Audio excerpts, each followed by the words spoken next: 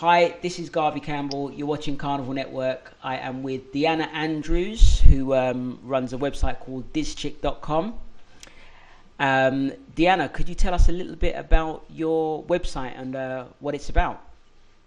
Sure. It's a music and carnival blog. My parents are Guyanese, so I'm from West Indian heritage. So I wanted to create a blog where people could understand the music and the events and the party scene and carnival, the history, as well as its significance to the culture. So I created the blog just basically to explain it. Hmm. And now it's become almost like a go-to resource for some of the mass bands, the DJs, artists, where they want to learn about other things happening around the world. So it's exploded in a good way. Yeah. What motivated you? I mean, we all love all of the various cultures, our own culture, all of that. But what provided the motivation for you to actually go to the trouble of actually setting something like that up and putting it out there? So I'm a writer just in general. Anytime I want to communicate something, I usually will write a post. I used to write on Medium or I would just write like really long Facebook posts. Hmm. And so I decided to create a blog and actually explain the scene because there were so many misconceptions. I was targeting people from outside of the Caribbean culture, but I realized even within, we don't understand some of the events, the festivals. I had people asking me who they need to contact to get a Caravana costume. And I'm like, you just go onto this website and buy a costume. But because they just had never done it, there's no real place where they can get that information. And then they don't know what to expect. They don't know how to act. They don't know what's normal, what's not normal. Hmm. And so there was just so much that was misunderstood. And so I took it upon myself to kind of clarify just from my perspective. I see. I see. So, I mean, I kind of get that as well over here as well. The the people the people outside of the culture, I suppose, know pretty much very little. But then obviously, you do come across people who actually have parentage from the islands, who are missing bits and pieces of information, don't know why things have been done. I can remember interviewing Short Pre a while ago, and in the interview, he said that while he was actually over here for a performance, he went to a library and found out why some of the customs were the way they were in Grenada for karaoke. So he was even saying that there were certain things that were done and obviously passed on generation to generation, but he found out that the reasons why, actually by going to a library all the way over in the UK, and found out the reason why they did things the way that they did them, which obviously gave Carnival a bit more of a meaning. So, what would you find are some of the common things that people don't understand about the Caribbean culture, whether it's island specific or just the region in general? Well, especially here in New York, I think people don't understand how we fet, how we party. Hmm. Um, Whenever I talk to people of or not of Caribbean descent, they assume that a party scene is something very different from what we actually do in the party scene. Um, in New York, of course, there are a lot of different parties, different types of events, and you have kind of subcultures Hmm. with how they do things. And so I had a friend actually come with me to a party, and she looked at me and she was like, people are just kind of having a good time. There's no substances here. There's no, like drinking to the point of basically passing out. Hmm. Like they just didn't understand certain things. But then a power soca song came on and people started acting wild and running around. And I remember Accident was big at the time. Yes. And so Oh people yeah. were bumping into each other and she just did not understand what was going on.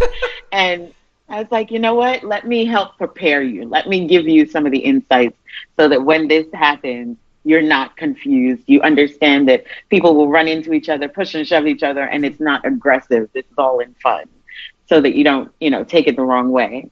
So I thought it was really important to just kind of clarify some of our behavior because we think it's normal. Yeah. We're pushing and shoving each other and running around the place, and we think that's normal, but someone from the outside does not understand. And that expanded to also the carnival scene and music in general. Hmm. So Hmm. it just, yeah, I'm very I have a teaching background as well. So I'm Okay. very big on kind of educating. and explaining things so that they're not misconstrued. Okay.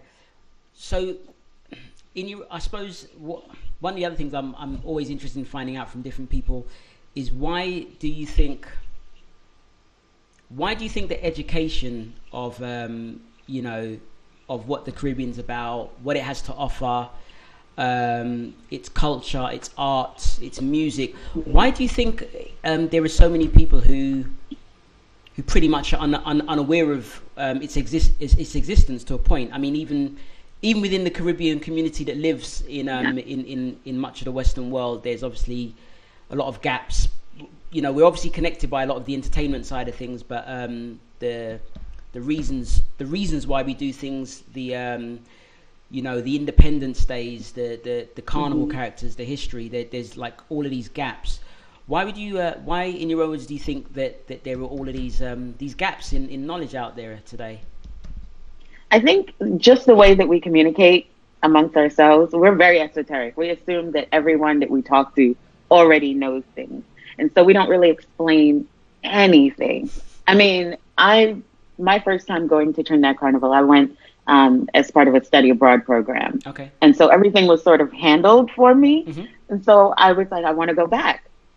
I don't know how to get a ticket to a party. Right. I don't know yes. who I need to contact for this. And everyone's like, oh, you just talk to the committee. I'm like, what committee? What's happening? What are we talking about? And it can be very confusing. Yeah. And I think we put up barriers that we don't need to. Mm-hmm. I think we don't really explain certain things. We don't explain our music. We don't explain just the way that we communicate with each other. We just assume you already know this thing. Walk into any Jamaican restaurant, especially in New York, good luck finding a menu. We assume you already know what's there. We assume you came in prepared, and we don't really make things accessible to other people, whether that's outside of our culture or even just the way we communicate to each other. We don't give history. We don't give backstory. We just assume things are the way they are because they've always been that way. Okay. And I have an issue with that just because I think if you want to expand and you want to make things accessible, you've got to put it into a context where other people can understand it. You can't assume that when you say power soca, people know what you're talking about. True. Very when true. when you say mass, people know what you're talking about. Even in different parts of Trinidad itself, you say things and there's confusion. I think we really need to get better at just kind of demystifying things, just be very clear and make it accessible. Okay, so I mean, this is something I found, but I actually wanted to, because we've spoken before, I wanted to find out your opinion on something as well. So when I've looked around, there seems to be two sides with regards to people who are talking about or promoting things to do with the Caribbean. There seems to be people on one side who are traditional. They want to obviously maintain and retain the integrity of the various aspects of culture in the Caribbean. While on the other side of it, there are people who are really good at marketing the Caribbean, especially the entertainment, the music, all of that. While at the same time, they're very low on the education, I suppose, and the the traditions, the observances, the reasons, all of those things. I wanted to get your insight on what you think the solution could be to that, because the traditionalists don't seem to be good. It seems to me they don't seem to be really good at marketing the culture, especially to the younger generation. But they have a wealth of knowledge. The amount of knowledge that they've got is absolutely insane. So much rich information that without it, I'd probably say within 10, 20 years, it's probably going to be lost or hard to find. It's almost impossible to find a lot of the time on the internet, to be honest. Yeah. So I suppose I'm interested in finding out your thoughts on what you think maybe some solutions could be, or where you think some of those groups, those two demographics, those two sides are going wrong. Yeah, I think a lot of it is communication. You're right about marketing, which is another part of my background. Okay. I think it's important that we not see marketing or explaining these things as we're giving it away or somehow watering it down, or if more people become involved, it's going to change the thing. Mm-hmm. It's like that African tradition of passing it down. Mm-hmm. You know, we don't really talk about things. We don't really, especially older generations. Um, it's a weird gap. You know, you would think you would want to pass down your tradition, your culture, your history to the next generation. But what I'm finding, especially with like some carnival associations, some big like promoters, they they don't really want younger people involved in things. They feel like they're going to spoil it, they're going to mess it up, they're going to do something different with it. Seriously? Seriously, wow. Yeah, I actually just wrote a post about this about Brooklyn Carnival. Okay. There's this idea that we've got this, we know it, we've been doing this for so long, you know, we understand it, and you are going to mess it up, so we're going to just hold on to it. Okay. Which does a disservice, because then they turn around and look at the young people and go, you don't even know your history. It's like, where would I have learned that? Like, you didn't tell me. You didn't tell me wow. what the Midnight Robber is. You didn't tell me, you know, why we do this parade. You didn't tell me why we have these things at particular times in the year. Mm-hmm. So how would I know this? True.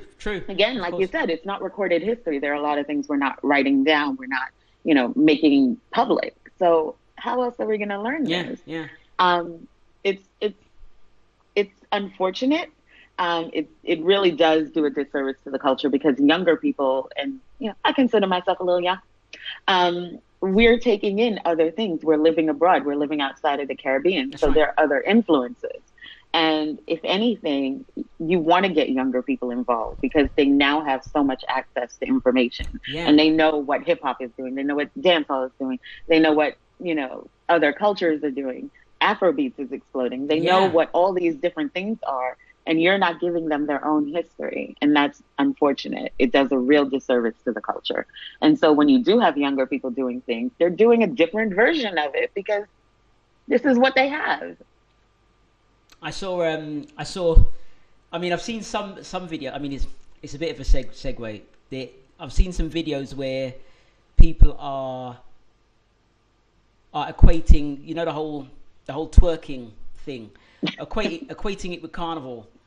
Oh dear. And it's like, and obviously, and I suppose as well, one of the other things as well is that, you know, you do get people who see the craziness, the way we act at carnival, at a lot of the events, and obviously what they take away is the most obvious things that they see, which is, you know, the bad behavior, the music, definitely, you know, the overproof rum, all of that great stuff.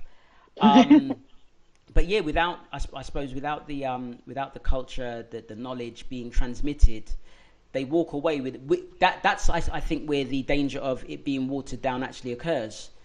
Mm-hmm. When people take away what they see, but the people who are engaging in and part of the culture haven't been given the information of the background of why things are the way they are.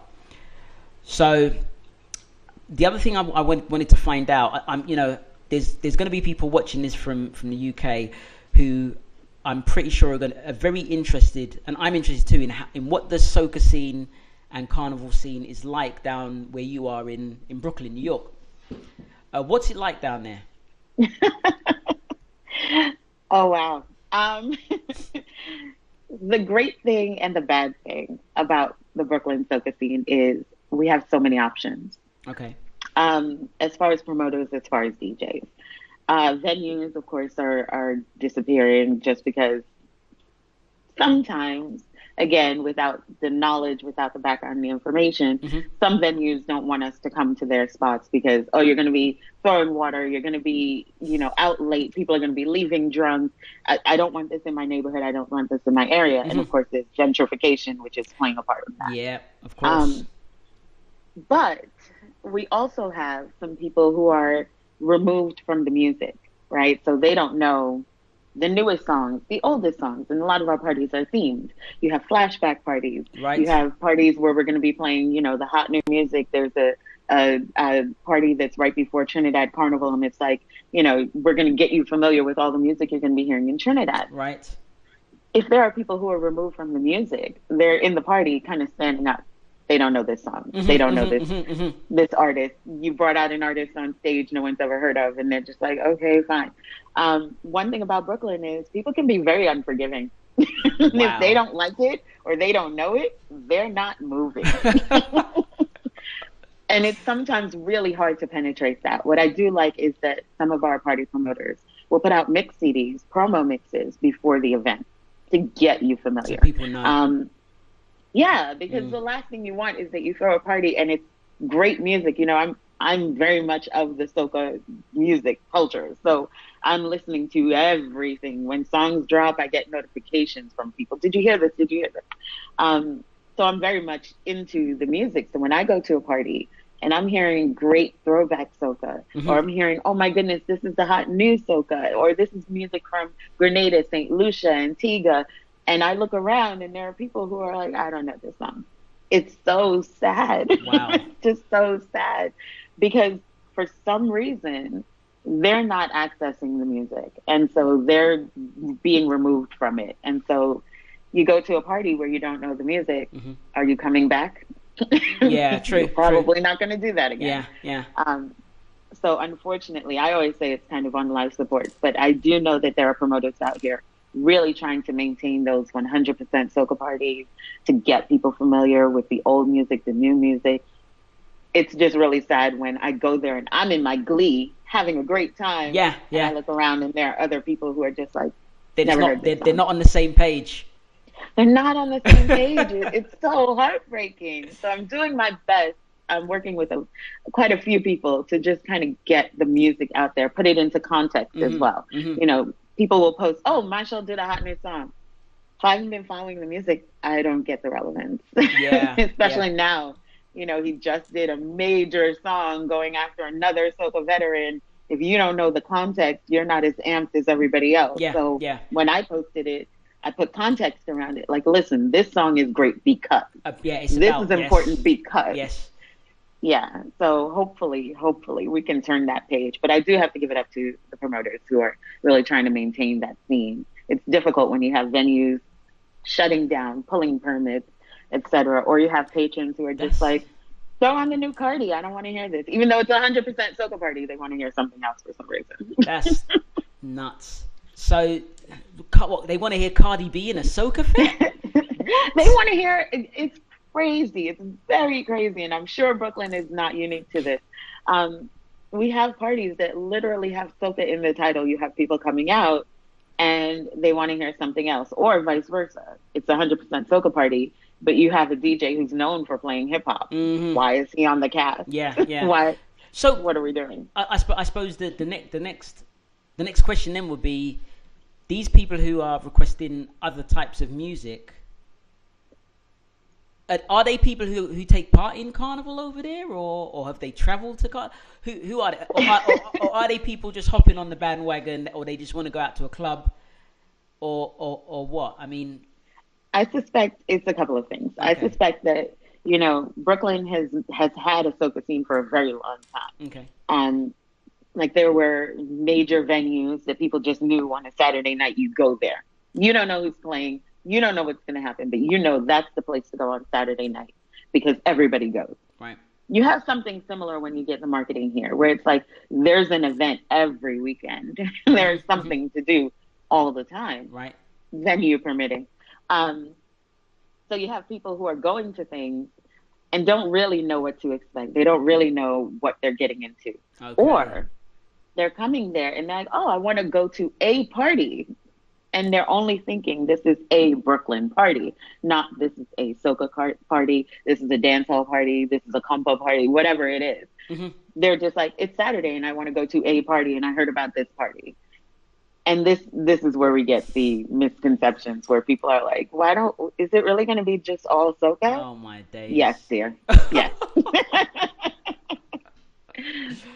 It's very weird. But we also have promoters who are trying to kind of do crossover parties just because as a promoter, you want to make money, right? You want to get people in the door. So you're going to say you're going to play everything because you want people to come in the door. But soca is a hook. We have people, when you say it's a soca party, we have fanatics. We have people who are like, I'm going. And sometimes it will be advertised as a soca party, and we get there and we're hearing hip hop Mm, for like okay. 30 minutes. We're Message just to straight hip promote. hop. Message to promoters out there. If you advertise soca, and I come to your fete and hear any other kind of music, I'm putting you on Yes. blast. Oh, absolutely. Absolutely. That Wow. is my part-time job. Wow. Okay. Yes. Yes. So the next thing I'd like to find out about is your carnival, Labor Day carnival, Juve morning. What's that like over there at the Uh, moment? those those are run by two different organizations. Okay. So there is a Juve committee that runs the Juve. Okay. Personally, I don't take part in the Juve. It's not the Juve experience that I expect. Okay. It's very much sort of all over the place. They Okay. do have a route in theory, Right. um, but it's sort of all over the place. I think there definitely needs to be a bit more management there because it gets violent. It's just not put together as well as I would hope. But I do commend them for doing it Yeah. because Of I think course. Of course. you That's can't it. have a carnival without a Juve, Of right? course. Of course. But the actual Labor Day parade has gotten better.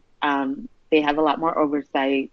The only thing is when they're promoting the events, this is run by our Carnival Association. Right. When they're promoting events, they're doing events all summer. Most people don't know about those events. Why is that? They don't really know what the Association owns and What? what they don't own. They blame them for Juve issues where they don't run the Juve. They Okay. don't know. And it's part of, again, the communication. We have Right. some older people on the Carnival Yep. Association Yep. who feel like we've got this, we've got it handled, and we're going to take care of it. And then you have younger people who are like, we want to be a part of it, we want to know what's going on, but you're not telling us, to the point where we don't even know what you manage and what you don't. So when things go wrong, we're blaming you because we don't know what else you manage. Um, it's a problem. It's Okay. becoming more and more of a problem. I've definitely written about it. I've Mhm. gotten Mhm. into trouble for writing about it. But it needs to be addressed. It really does. It's again passing on the culture, Mhm. passing on the history to people who are going to take up that torch when you're gone. You want that. You want them to know what's significant and what's important. And don't get me wrong, the Carnival Association puts on really good events Mhm. that no one knows about. Yeah, that's a challenge. That is a Yes, challenge. Um, yes. mm, okay, and Juve morning. What issues do you have there? So obviously, I mean, Juve morning up here is we have our route. It happens at like 4 a.m. in the morning. Mhm. There's no other people on the road. Only the most hardcore of supporters of carnival and Caribbean culture are out there. You've got the Grenadians out there doing their thing with with the oil and the people throwing paint, people throwing powder. You have police there. The police are very respectful. And everyone goes out there and has fun. But it sounds as though that's not how it is over there in Brooklyn for Juve morning. No. First of all, New York is a city that never sleeps. There's not going to be a time where only a certain group of people are on the street. That's Okay, not going to happen. okay, okay. um, but they do have a route, and the police are out there. They've actually beefed up the police presence to try to make it, more fun and Mhm, safer. mhm. They also want people to come out, which is interesting with the city. With all the violent instances, you would think they would want to shut it down, and for them to beef it up, that means they're seeing revenue. That's Right. the only Okay. reason you would put Hey, Carnival more brings police in on the street. Carnival brings in so much money. I tell people, and a Yes, lot of the time, they don't realize how much of a money spinner Carnival can be if it's done right. right. You Yes, know. and a lot of people do come to New York for Labor Day. They do. They Hmm. come for the Hmm. weekend. We have a lot of events. We have a lot of parties. So many different promoters. You have things going on all the time, on land and sea. But when it comes to the Juve, Mm. it's mostly younger people. Yes. And unfortunately, again, because they don't really understand what this thing is, they see it as I get to be out in the streets and do whatever I want. And that's not exactly true. Yeah. It's One, part. you It's a. are still in New York. Yep. Yep. Yep. You still have to obey the laws of New York. Yes. But also, we've had instances where people have gotten violent because something happens that we know is typical in the Juve.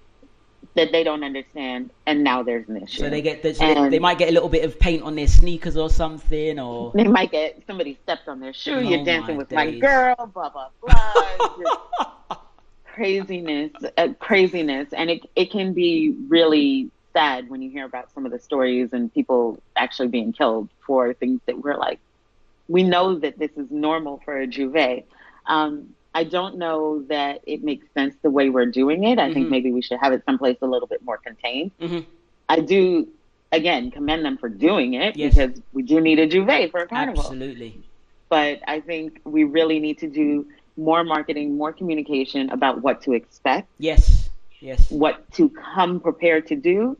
And since it's on the street, you're not really frisking people, so people are showing up with weapons. And that is not okay for a juve. And those aren't carnival. And I have to obviously put this in there. Those people aren't carnival people. Those people aren't, so. And they may be West Indian. We're not saying that they're not West Indian. They're course. definitely of West Indian background. They just, like you said, they're not carnival people. They're not used to these things. Yeah. And again, that I read that as that's the culture issue.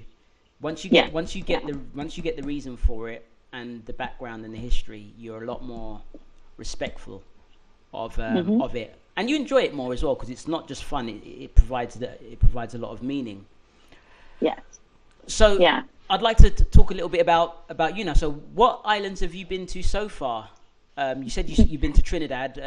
Where else have you traveled to, and where else have you been to? Bahamas. I went for the carnival in the spring. Okay. I went to, usually I'm doing bigger places. So like Toronto for Caravana. Right. I have been to, where else have I been? My goodness. Because I'm also going places just to kind of see things. So I went to Deanna for their inaugural carnival last year. Right. And that was great, in my opinion, for a first carnival. Okay.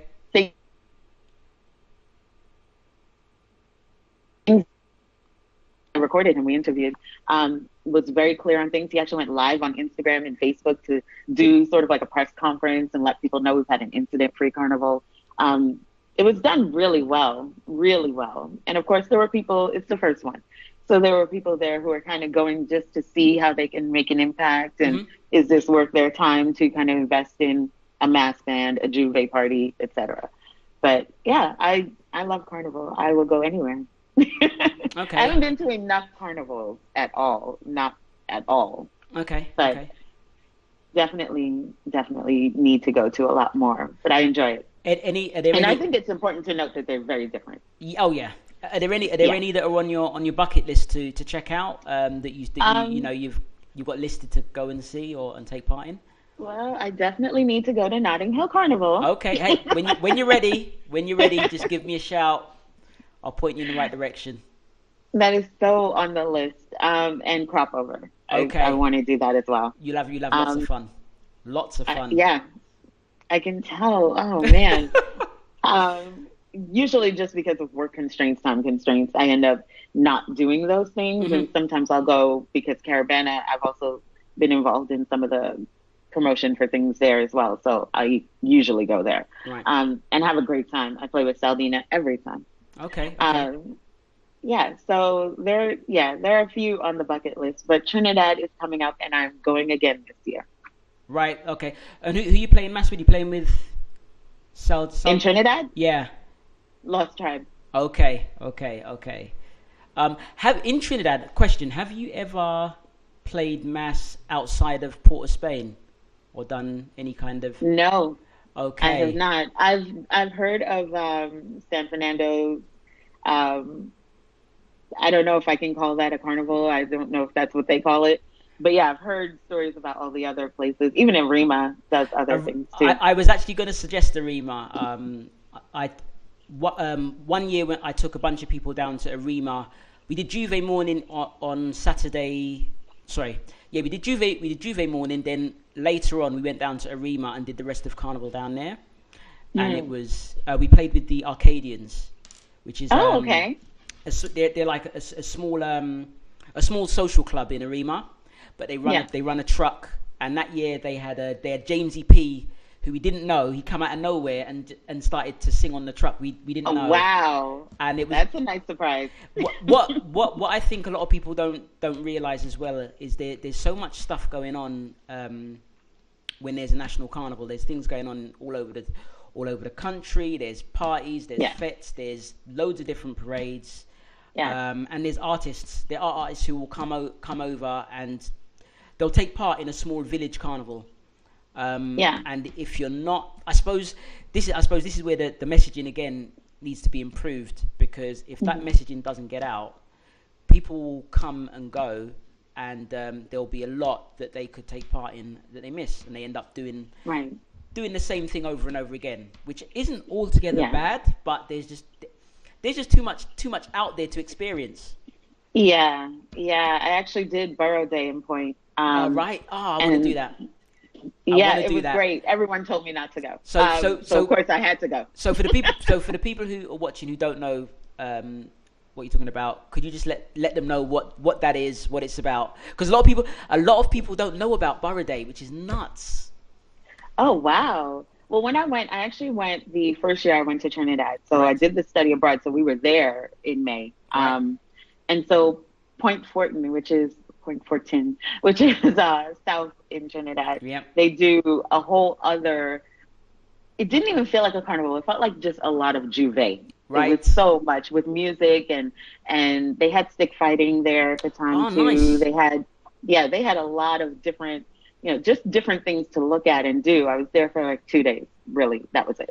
Right. But it was so much fun, and people were just so free and relaxed, and it was really different.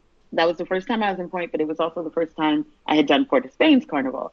And it was a different vibe, and it was much more rhythm section, Juve, and so much fun. And again, people were telling me, don't go. And so I was like, I have to, because everybody is telling me not to, which means there's something there. Yep. Point Fortin Borough Day, and that is something I need to do. I've never done it before. Never ever done it before. So, I think we'll leave it there. We've been online now for about 30 minutes. So I'd like to have some regular chats with you, because I think there's a lot that of information that can be exchanged and a lot to learn. Before we go, is there anyone that you want to give a shout out to? Anyone you want to say hi to? Anything like that? So I'd actually like to let you know what's coming up for Dish Chick. Oh, yes. I also work with Soca Say So and the Soca List, and we do roundtable chats called Blogger Chicks. Okay. We're on YouTube. I also do Drunk Rants with Soca Say So, which is like after we leave a party, we tell you fresh from the event, unfiltered, what we thought of the party. And so when I'm talking about those promoters who advertised 100% Soca and we didn't hear it, it goes into the rant. Got to hold them to account. We put them on black. Got to hold them to account. Nice. Yes. What's the YouTube? So there's a lot that's going on. What's the YouTube channel? Everything you can find if you follow Dish Chick, DYSCHICK. So I have links to everything. Put that on YouTube, they'll find you. Yes. Fantastic. Yep. All right, well, we'll leave it there. But yeah, me and you, we got to talk offline about what kind of things we're gonna be discussing. But what you've told me about Labor Day and Brooklyn, that's really interesting. What's interesting, I suppose, is some of the issues that I hear you talk about. We do have up here, and there's some of them that we don't. But it'll be really interesting to find out about maybe some issues that we've got up here that you guys don't have down there, and find out why you don't have those, because there's probably a lot that we can find out. Yeah, and hopefully learn from and find solutions too, because I don't want our culture to die out or to be, watered down or turned into something it's not. I really am big on preserving the culture, preserving the history, and understanding why we do what we do and when we do it. I couldn't have said it better myself. All right, we'll leave it there. Thanks a lot, Deanna, and we will speak very, very soon. Okay. Thank you. You take care. Bye. Bye. Follow us on Facebook and Instagram at Carnival Network, on Twitter at CarnivalNet, and check out our website carnivalnetwork.co.uk.